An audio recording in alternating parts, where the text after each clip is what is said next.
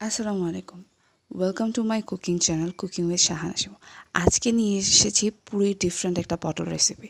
যারা পটল লাভার তাদের নিশ্চয়ই এটা অনেক অনেক পছন্দ হবে। সো আসুন দেখে নিই। ফার্স্টে আমি পটলগুলো ধুয়ে নিয়েছি। এখন এটা কেটে নিব। কীভাবে কাটছি সেটাও দেখিয়ে দিচ্ছি। কাটায় আম্মু আমাকে হেল্প করছে। সো আম্মু দেখিয়ে দিচ্ছে যে কীভাবে কেটে নিতে হবে। রেসিপিটা পুরোটাই আম্মুর। আম্মু যখনই এটা করে আমাদের সবার অনেক অনেক পছন্দের রেসিপিটা। খিচুড়ি বা ভাত যে পোলাও যা দিয়ে মন চায় খেতে পারবেন। সো আমি ফার্স্টে পটলগুলো কাটা হয়ে গেছে, তো সেগুলোকে আমি আবার ধুয়ে লবণ দিয়ে তারপরে আরও কিছু মশলা দিয়ে ম্যারিনেট করে নিব।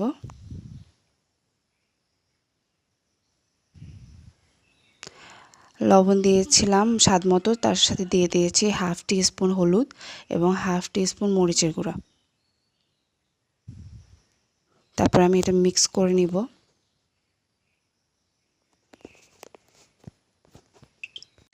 আপনারা যারা আমার মতো হাত ইউজ করতে পারেন না তারা এইভাবে মিক্স করে নিতে পারেন। আমার হাত যেহেতু সেনসিটিভ, আমি মশলা ধরতে পারি না, সো আমি এভাবে ম্যারিনেট করে নিচ্ছি। আর নয়তো গ্লাভস দিয়ে করতে পারেন। সো এগুলো ম্যারিনেট করে আমি 15-20 মিনিট মতো রেখে দিয়েছিলাম। এখন এগুলো তেলে ভেজে নিচ্ছি।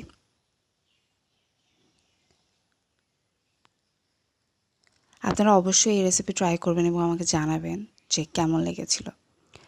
ভালো লাগলে তো অবশ্যই জানাবেন যে কেমন ভালো লেগেছে, এবং যদি খারাপ লাগে তাও জানাবেন। আমি জানি এটা খারাপ লাগবে না, বিকজ এটা খুব মজার একটা রেসিপি।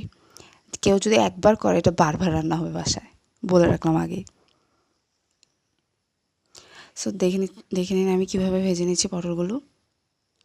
একটু হালকা লাল লাল করে ভেজে নেব। সো দেখতে পাচ্ছেন আমার কালার এসে গেছে। আমি এগুলো উঠিয়ে নিচ্ছি। সো আমি সেই প্যানেই আবার একটু তেল দিয়ে নিব। এখানে আমি 2 টেবিল চামচের মতো তেল দিয়েছি রান্নার, আর সাথে একটু 1 টেবিল চামচের মতো সরিষার তেল দিয়ে দিব।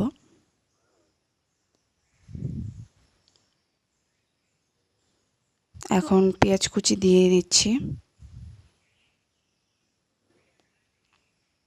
পেঁয়াজটা ভেজে নিচ্ছি।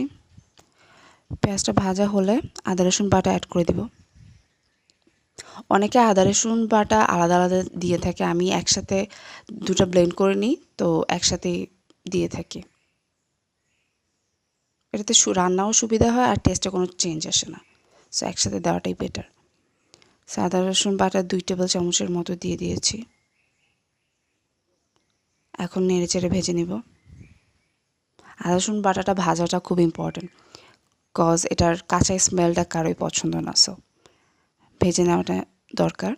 সো ভাজার পরে আমি গুঁড়া মশলাগুলো অ্যাড করে দেবো একে একে।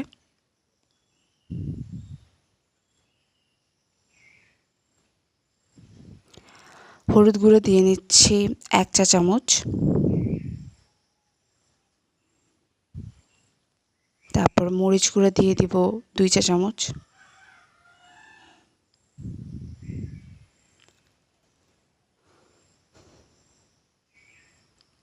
জিরা গুঁড়া দিয়ে দিচ্ছি 1 চামচ।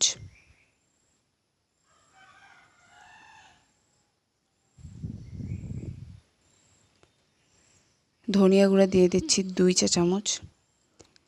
আর সাথে আমি বাদাম বাটা দিয়ে দিয়েছি 2 টেবিল চামচ। তো সেটা দিয়ে মিক্স করে আবার বাটি ধুয়ে একটু পানি দিয়ে দিয়েছি। তো ভালো মতো মশলাটা কষিয়ে নিব ওই পানিটা দিয়ে। আর স্বাদ মতো লবণ।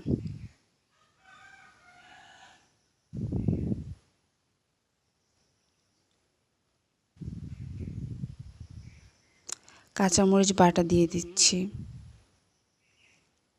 কাঁচামরিচ বাটা এখানে আমি প্রায় 1 টেবিল চামচের থেকে একটু কম দিয়েছি। কাঁচামরিচ বাটাটা দিলে ঝালটা হয় অনেক। যারা ঝাল পছন্দ করে তারা একটু বাড়িয়ে দিবেন, আর যারা কম পছন্দ করে তারা তাদের স্বাদ মতো দিবেন।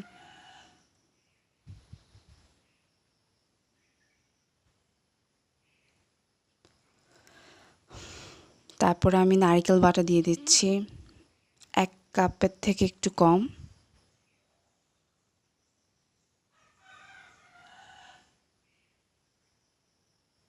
নারকেল বাটাটাই এখানে মেইন ইনগ্রিডিয়েন্ট বলতে গেলে, টেস্টটা পুরোই চেঞ্জ করে দেয়। সাথে টক দই ফেটানো দিয়ে দিয়েছি। এখন মশলাটা ভালো মতো কষিয়ে নিব, আর সাথে হালকা চিনি দিয়ে দিয়েছি। হালকা চিনি বলতে হাফ টি স্পুন চিনি।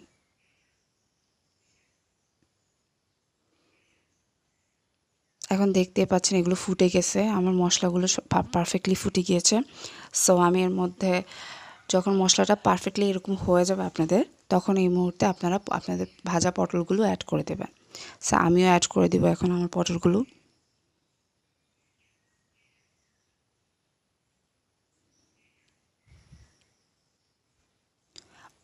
পটল অ্যাড করার আগে আমি আবার গরম মশলা দিয়েছিলাম।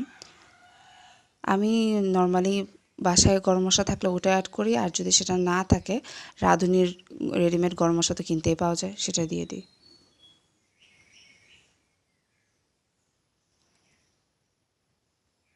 এখন আমার পটলগুলো অ্যাড করে দিয়েছি। পটল অ্যাড করার পর আর বেশিক্ষণ লাগে না, আপনি তারপরে এখন আমি ঢাকা দিয়ে রেখে 5 মিনিট ঢাকা দিয়ে রাখবো, তারপর আবার উঠিয়ে দেখে আবার 5 মিনিট ঢাকা দিয়ে রাখবো।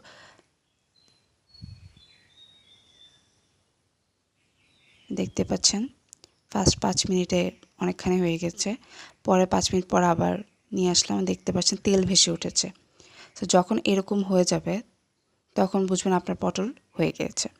সো আমার পটলের রেসিপি তো হয়ে গেল, নারকেল দিয়ে পটল কষা। সো আপনারা অবশ্যই ট্রাই করতে ভুলবেন না এবং আমাকে জানাবেন, এবং সাবস্ক্রাইব এবং কমেন্ট, লাইক, শেয়ার করে আমার সাথে থাকবেন। Thank you so much for watching my video. Tata, bye by.